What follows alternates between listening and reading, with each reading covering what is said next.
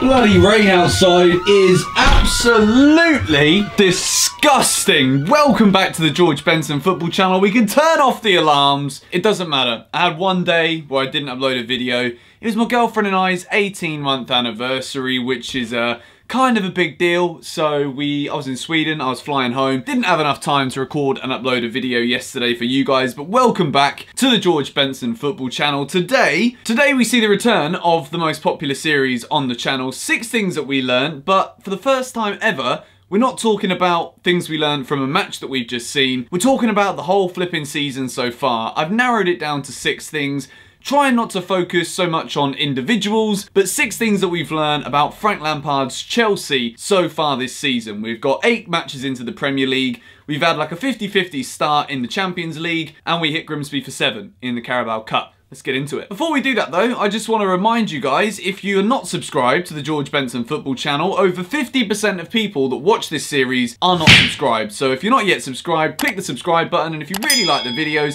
hit the bell notifications as well. And if you want to get even further involved, link to my Discord server is in the description. However, we've got 6 things to talk about today, and I've spent a bit of time narrowing this down a little bit because we've learned a lot about Chelsea as a club. We've learned a lot about individual players, and I wanted to break this down, and as you can see on the screen, we're going to start with the Reds. It was a recommendation in a recent video where people want us to end the video in a bit more of a positive tone and maybe start the video with some stern words. So I think we all know, and if you haven't watched any of these videos in this series so far, or alternatively you've stumbled across this video hoping for some Fortnite, which this is Chelsea. This isn't Fortnite. You're in the wrong place. But if you've not been watching Chelsea's abysmal zonal marking from set pieces this season, then well, you've not been watching, have you? That's just it, really. We've been flipping awful when it comes to marking set pieces. When there is a free kick in our defensive half, or a corner, God forbid, in our defensive half, Chelsea haven't dealt with it very well. And I mean, I say abysmal. It's got better in the last couple of games. We're actually defending a lot better now as a team. We seem to be a lot more organised, which is great. It means that we finally understood that for the majority of the season so far, we've been nothing shy of abysmal at defending set pieces. It's a major issue, and when you look across the board at the rest of this video and at what Chelsea have done so far this season, if we were to eliminate these individual errors and these tactical, systematic errors within the defending of set pieces, then we'd be doing even better than we already are, which, even though we're 5th, we're not in what we want, which is the top 4. In terms of looking at that trajectory for Chelsea right now, we're heading in the right direction, and other teams that we'll be competing against come the end of May are heading in the opposite direction. So it bodes well for Chelsea moving forward, but this whole defensive thing from set pieces. I've mentioned at times this season that individually, defenders have actually been pretty good. I think, for example, you've got standout players like Fikayo Tomori, Christensen's had good individual games, Zuma's had good individual performances, but across the board, on the whole, Kepa's not been as organised with his defenders positionally as we would like him to be, and it's just the way that we're setting up. We're setting up with quite a relatively short team, and it doesn't work. It needs to go man for man. Frank seems to think that we can't go man for man, but we certainly can't keep doing this whole zonal thing that we're doing right now because we're conceding too many goals. So it kind of goes hand in hand with box number 2, which is a yellow box. And the reason it's a yellow box is because it's not great, but it's also not something that we have done through faults of our own. And as you can see, we've got a blue man here with a bandage around his head, and we've got a bloke on crutches. Honestly, just give me the flipping sirens again, shall we? International breaks. Is it like a voodoo? Have we got like somebody who's just like cast a spell from outer space amongst these Chelsea players? Every international break, this one, Reece James, Kovacic, Christensen, Kante, Ethan Ampadu's on loan at Leipzig. He's not even playing for them, but even he's getting injured. Wales versus Croatia, 2 players go off injured. They both flipping play for Chelsea. Of course they do. We've had so much bad luck with injuries. In terms of the medical team at Chelsea, we've actually got a pretty decent medical team. I've heard people bringing back #BringBackEva, which I guess is more kind of a bit of a satirical joke than anything else, but we've got a lot of injuries. And if we look at it from a broader perspective in terms of understanding what we've learned from Chelsea so far this season, despite having learned a lot about the strength that we have in this team, it's also very difficult for us to be able to say what our strongest team is, and that is a result of not having all of our players available to us all of the time. Well, you look at Ruben Loftus-Cheek, he's not even played a game yet, and I'm pretty sure, if you watched the last video, there's plenty of ways that man can fit into this Chelsea team too. We don't know what our strongest team is, and it is due to a lot of bad luck with injuries. So moving away from the reds, moving away from the yellows, we have now got an abundance of green. And I thought that this video, if you look at the start to the season with the 4-0 defeat to Man United, this could have easily been red box heaven, but instead it's blue heaven in like a kind of trying to be a cool little journalist kind of way, but it's green. Useless. There's a reason I make these YouTube videos instead of writing down headlines for newspapers. But as you can see, we have got Fikayo Tomori, Mason Mount and Tammy Abraham alongside what looks like an interesting sex toy. I promise you it isn't. It is in fact a spine, which now that I do the graphics before I record the videos, I've only just kind of looked at the other potential thing that this could have been. But yeah, it definitely is the spine and DNA in the middle, which is in relation to the blueprint. And I mentioned the blueprint in a recent video, and a lot of you guys seem to enjoy me using that terminology. Nice bit of play on words there, that could sell headlines. What we are seeing so far this season from Chelsea is the DNA of these young players that know what it means to wear the Chelsea shirt, to have the badge on their shirt when they run out onto the pitch, when they come out into the training, when they're talking to the media. All of these young players that have come through, they know what it means to be me, to be you,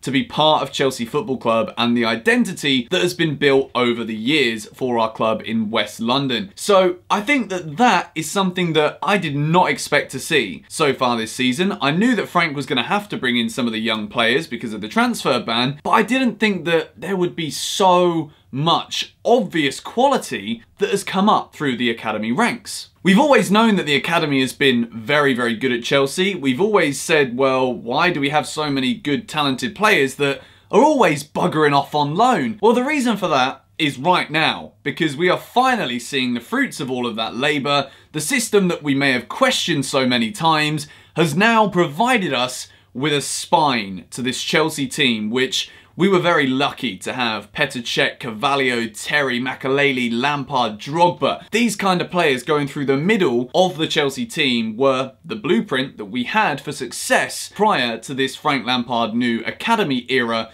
that we are about to see born, and what we're seeing being given birth to right now at Chelsea Football Club. And I've put Tomori, Mason Mount and also Tammy Abraham because I think those three, if we're thinking about a spine going down the middle, those three have already walked into the first team and they've probably been three of the best five, I would say, standout performers so far this season. So that is absolutely brilliant to see. The future at Chelsea is very bright indeed. So point number 4, and let's move on to the manager, let's move on to a little bit more of a tactical analysis, Frank Lampard. So a lot of people were saying at the beginning of the season, the majority of people were saying that, you know, Chelsea are going to struggle. Frank Lampard, he's only managed Derby County for 1 year, he's not going to be any good. Well, I think we've seen so far that there's been times where Frank has made some questionable decisions. However, I do believe that the quality tactical decisions that Frank has made at given moments of the season, in particular away at Wolves and away at Southampton, we have seen that not only does Frank Lampard know when to make substitutions, he knows the best way to line up against teams to give Chelsea the best option to win the game, but he's also extremely flexible,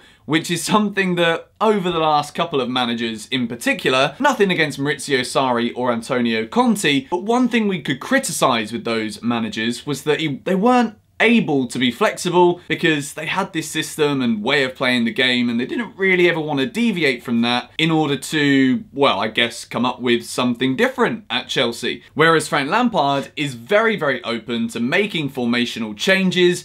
And a lot of this is down to, I guess you could say, the positivities of being a young manager, where you've not had enough years in the coaching world in order to be able to formulate a particular style to like the nearest millimetre of where the player needs to be on the pitch. Frank Lampard does have a style. We see a very high press from Chelsea and it's working very, very well. But in terms of how Frank Lampard formulates himself for the future as a manager, these are the years in which he will come up with his philosophy of football. He already knows it because he's played the game at the highest level for so many years, and we're already seeing Frank's style being implemented into this Chelsea team.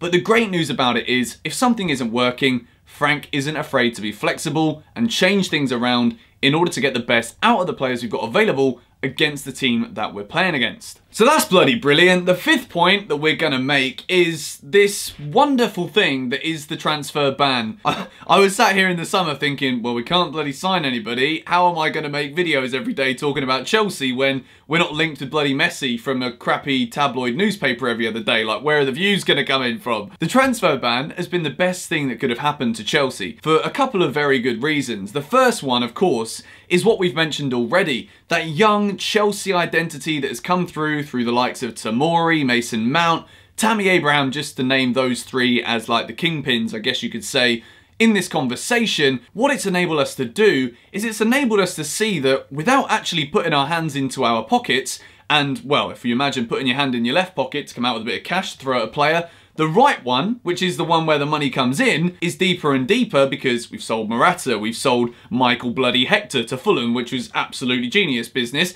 David Luiz has gone to Arsenal, Eden's gone to Real Madrid, it pains me to say, still to this day, but it's looking as though it is one of the best things that could have happened in like a long-term future for Chelsea Football Club. It has been genius, so thank you very much to FIFA. But speaking away from like this whole emotive, fancy, oh, isn't it brilliant that all of these players came from the academy? That's great, but the good news about it is, it not only shows us that we've got some bloody good depth in this Chelsea squad, it also highlights, with that money still building in our right pocket, what we've got available to spend in the left and where it needs to be spent in order to take Chelsea from being a team that's challenging from the top four to potentially, yet again, for many years to come, challenging for titles, the biggest thing, and what Chelsea should always be looking for. The strength and depth in this team is completely available to us now, and it's evident. There's absolutely no denying that these young academy players that everyone thought were going to see Chelsea come unstuck, the whole Frank Lampard return was going to be one big failure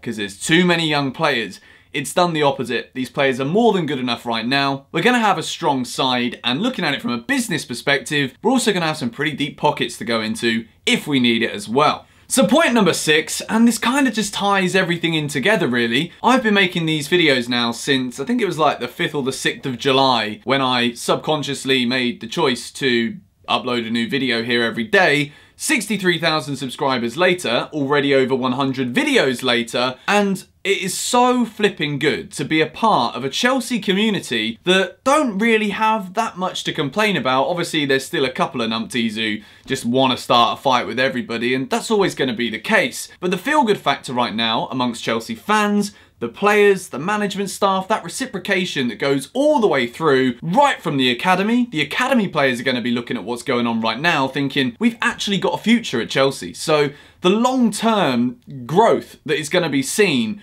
from this developmental season is going to be astronomical. And right now we can't really quantify how and what that's going to be, but across the entire club, the benefits and everything that comes with this positivity, the opportunities that have been open to so many talented players, it's an absolute joy to watch. And you can see on the screen, we've got the tickets, and I don't know what the A stands for, because everybody wants to be there experiencing the new reinvigorated atmosphere at Stamford Bridge. And I've been very fortunate enough through making these videos, I managed to meet enough people on Twitter or Instagram or just go into the games myself, where if I don't manage to get a ticket myself on my membership, these guys can help me out and sell me tickets that they've managed to get that they can't go to. So everyone's helping one another, particularly from a selfish standpoint for me. And as I mentioned at the start, don't want to keep plugging it too much, but I've started the $1 a month Discord server now for everybody who joins on Patreon. Even carrying on the conversations there has been an absolute joy over the past weekend, getting into like a smaller knit community and having you guys in the comments section as well, just spreading all this positivity that I'm trying to show you in these videos. And yeah, it's just all a brilliant, brilliant time to be a Chelsea fan with all of these things on the screen right now. The future looks very bright, but as always, the work still needs to be done on the field. We've got Newcastle at home this weekend before what I think could be a defining week in Chelsea's season. If we look from Saturday, this Saturday, through to next Saturday, Newcastle at home, very winnable game. Ajax away, definitely important for Chelsea to get something from that one in this Champions League group. And then a tricky trip to Burnley. I'll be going to all 3 of those matches, bringing match vlogs and 6 things we learned for all of those videos, so make sure you subscribe if you haven't already. But it's a massive week in Chelsea's season. If we can make that 3 wins from 3, which is asking a lot considering we've got to go to Ajax and Burnley as well, if we can come out of the next week or so with 7 wins on the spin, Chelsea are going to be looking at top 4, and then maybe then we can start the conversation of what if, what next. We won't get too carried away at this point. That has been 6 things that we have learned from Chelsea's season so far. You guys are incredible with the likes on this series, so if you did enjoy this one, hit the like button. I've said it a million flipping times already, but I just get excited. Subscribe if you haven't already. I will see you guys tomorrow with another video. And I'm thinking, don't know if you guys want to see this, let me know in the comments if you do. I was thinking of doing like a little Baku throwback before we get into the Newcastle content a little bit later in the week. So let me know if you want to see that one. I will catch you all later. Goodbye.